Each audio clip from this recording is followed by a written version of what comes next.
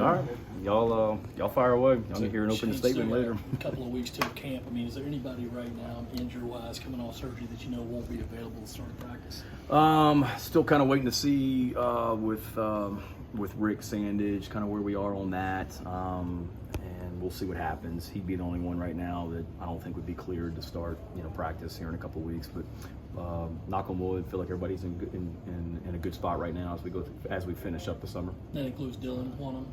Yes. Yep. Expect him to be full go. He's been doing everything this summer. A couple of nagging things that come up in the summertime, like any school, hamstrings, things like that, but knee soreness, but nothing major.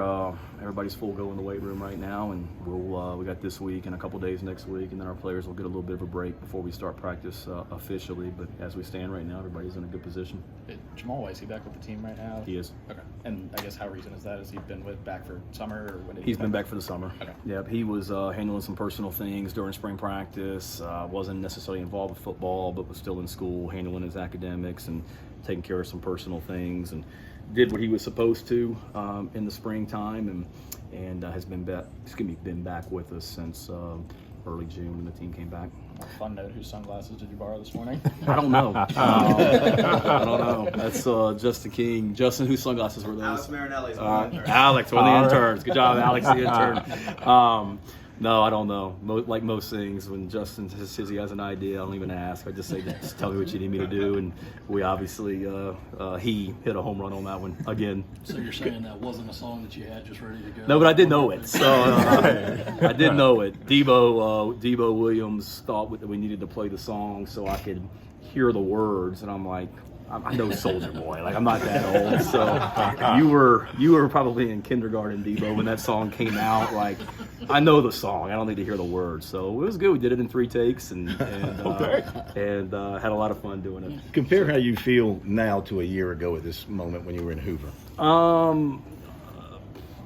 Still, I'd be lying if you said you didn't have nerves and things like that, and going on stage and talking about our program and things like that. You'll always, have that, but you guys know I enjoy talking about South Carolina football. I enjoy being around you guys and seeing people here. It's kind of the kickoff to the season, so there's a lot of excitement about that. And I think the biggest thing, Phil, is just you have a better idea of what to expect. I came in here last year, and all I knew about SEC Media Days was what you saw if you watched it live on SEC Network and the main stage, but you didn't realize all the other stuff that takes place outside of those 25-30 minutes that you're on that main stage. So just understanding it's not just that time on camera that you better strap it on and get ready to go, because it's a long day of interviews and questions and different rooms that you're bouncing in and out of. But excited to be here, and excited to be here with the 3 young men that we have here today, and looking forward to getting going. Have you learned to pace yourself?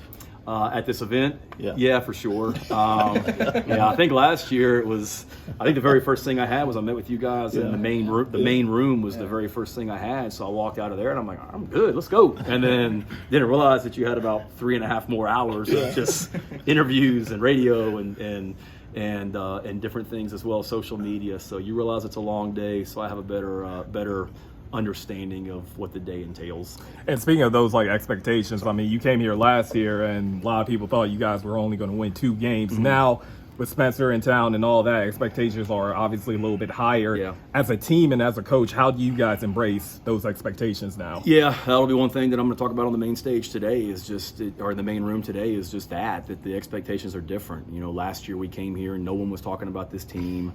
No one was talking about individual players on our team.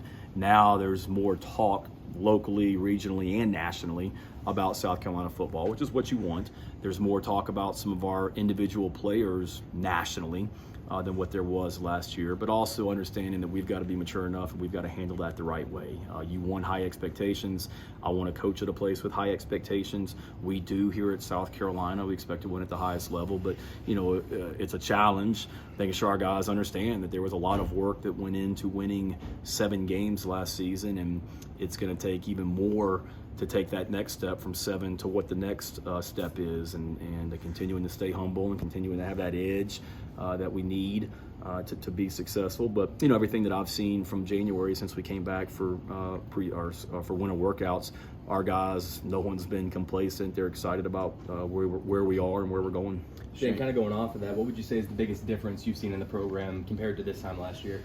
I think just everything. It's the second time through, so you're not doing stuff for the first time now. Our players, it's not the first preseason camp that we're about to go into. It's not the first time we win a football game this season. It won't be the first time that we've won, or the first away game, or the first home game. There's just a better understanding and expectation of what to expect, but then also just how we do things. How we practice, how we work in the summer, what's expected off the field. There's not as much. Don't get me wrong. We got a lot of new faces, and every year is different. And you're always trying to find ways to be better. So I'm not saying that we're doing things exactly like we did last year, because we're not. But there's a better just overall expectation and understanding of how we want to do things here at Carolina, from player to coach to staff member. Shane, going back to last season, your conversations with Jalen Brooks and just your excitement of being able to have him back in the program. Yeah, obviously unfortunate situation where we didn't have Jalen for the last half of the season, and won't get into all that, but certainly a situation that I stayed out of. But Jalen knew how we felt, or how we feel about him, and to his credit, he handled that situation to the best of his abilities, or to the best of the way he was able to. And in the end, he was allowed to come back to our football team, and he's been great since he's came back with our guys. Shane, you brought DeCarrion with you today. We obviously saw the MVP performance and how he's been so selfless for this team. What can you say about his leadership qualities, and why you wanted to bring that to media days with him? Yeah, just that. I think with DeCarrion, I think Javon, and I think Zach. I mean, all three of those guys epitomize what we want this program to be about. And they're great young men. They're great leaders. They've played a lot of football for us, and they're team guys. And there's no better team guy than DeCarrion, with his story and what he's done, here at Carolina, and some of the adversity that he faced and things that didn't go his way. But to do what he did in the bowl game, and then the way that he's continued to build on that on and off the field. He's a great story.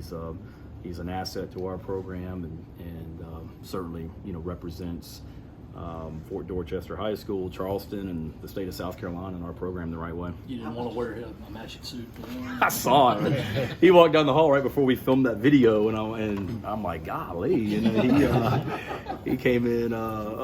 He brought the energy. I could not pull that off, but proud of him and that suit, though, for sure. How much does it change the mood in camp, just having the quarterback situation kind of settled compared to what you had this time last year? I think it's different. It's certainly a different dynamic.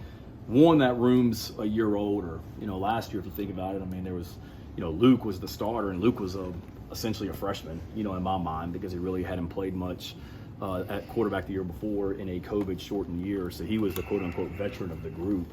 Now you've got guys that are a year older, Luke included. You've got a guy coming in Spencer that has played a lot of football in his career as well. So I think just the maturity, the overall experience in that room, to have some new freshmen that we've added to that room as well. There's more depth and there's more experience, which, regardless, take Spencer out of it, it's changed. The dynamic in that room has changed for the better. Kind of to that end, you look at the offense last year, you're kind of figuring out who can play. Now you got kind of the opposite of figuring out how to get everyone on the field. I guess just how's that dynamic changed, and I guess what's that been like as far as, planning that out as far as once you get into the season? Yeah, I think it's something that, some people would say, okay, you've got a bunch of different style running backs with Marshawn and Juju and Christian Beal-Smith and Vassier Carroll and these guys coming in, Rashad Amos.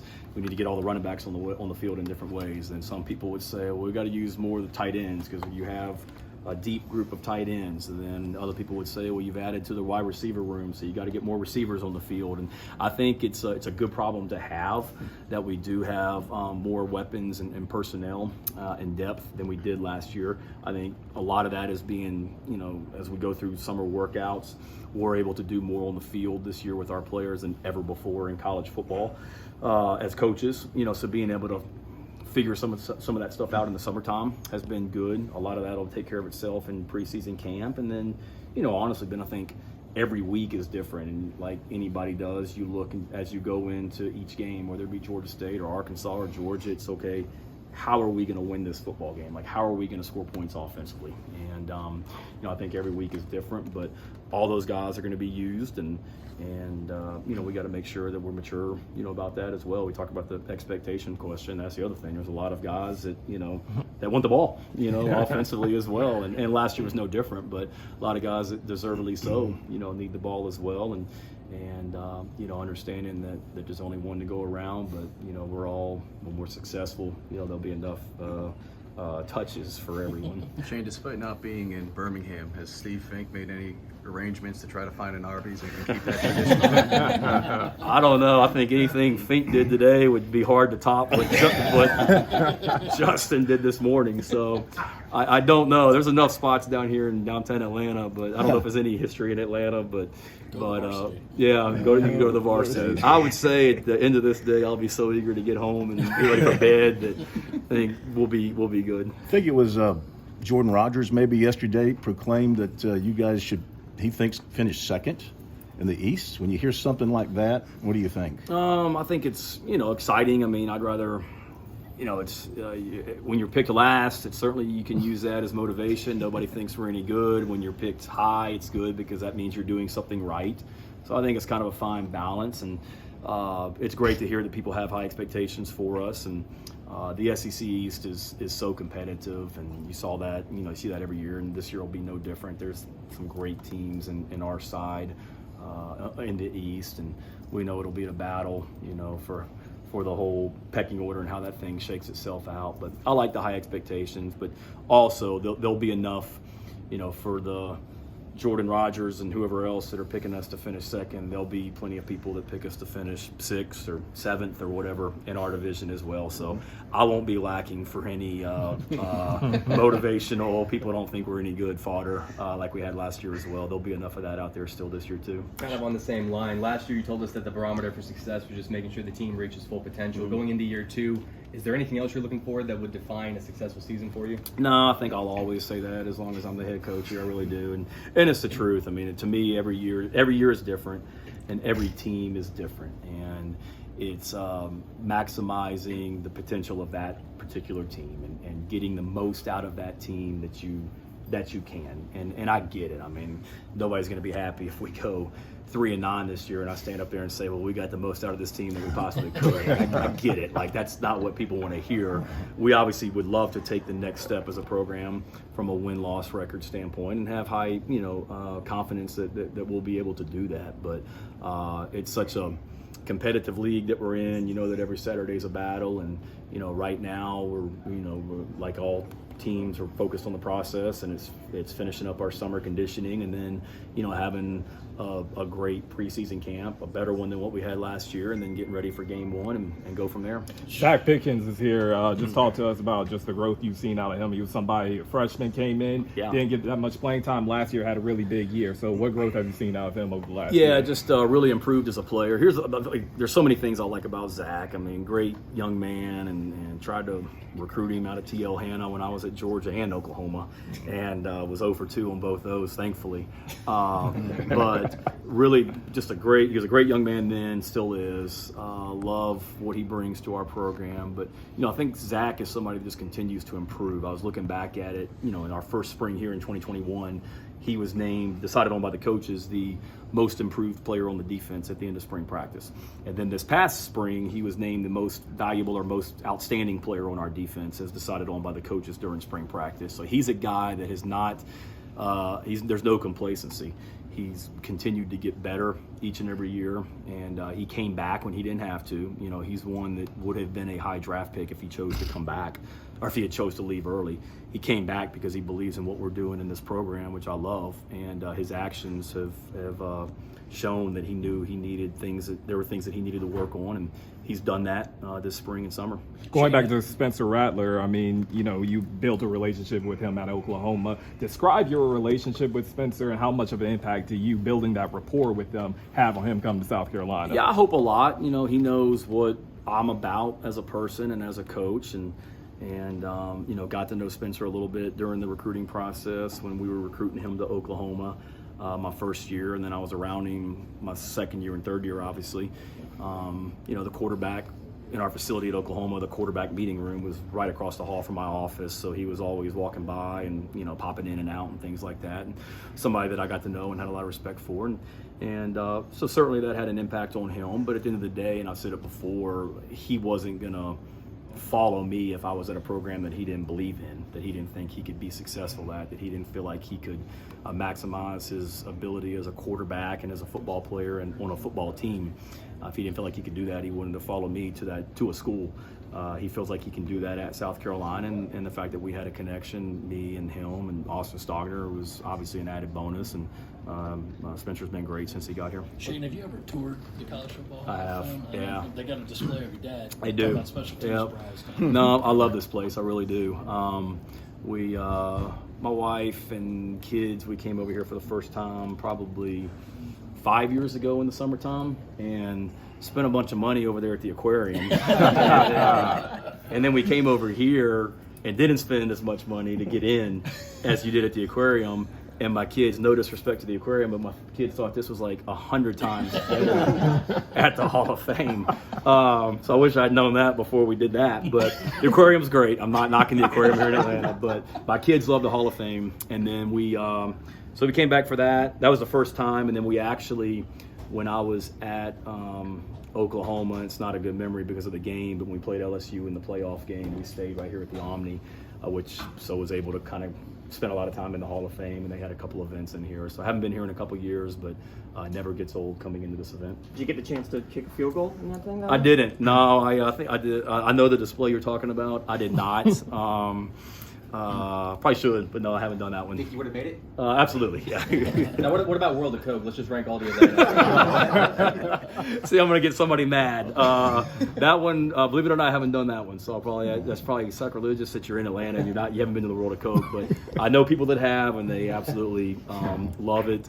Spent a year living here when I was a graduate assistant at Georgia Tech, so familiar with the downtown area and a lot of spots that I've enjoyed coming to, and certainly some that I need to get to. Diplomatic answer. Of the three players, who's the sharpest dressed today? Or how would you rate him? I know you probably want to give the PC answer, but give us your I think it's ranking. hard to top the energy that DK came in here with today. I think Zach and Javon kind of went the very, business attire and whatnot. We were on the plane and nobody had their really coats on and ties on yet, so I really haven't had a chance to size them up too much since we got here. But I know that Zach and Javon, they are very workmanlike and businesslike, so I know there won't be a whole lot of fluff with them, and not that DK's not, but he will have a little bit more swag than those other two for sure. Shane obviously brought three older guys. I guess, was there any thoughts bringing Spencer this week, or I guess how to do that kind of work?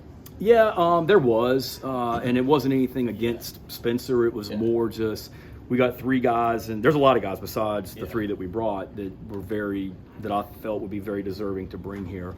But in my mind, it was three guys that epitomize, like I said, what this program's about. Three guys that are great leaders, of our program.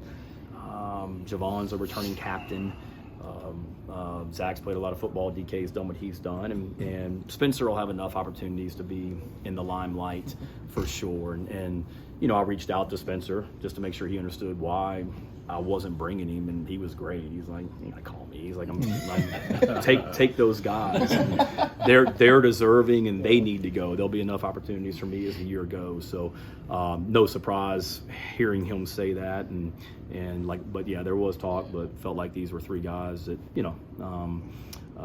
there's enough attention on Spencer right now, and rightfully so, and there will continue to be as he plays well this season.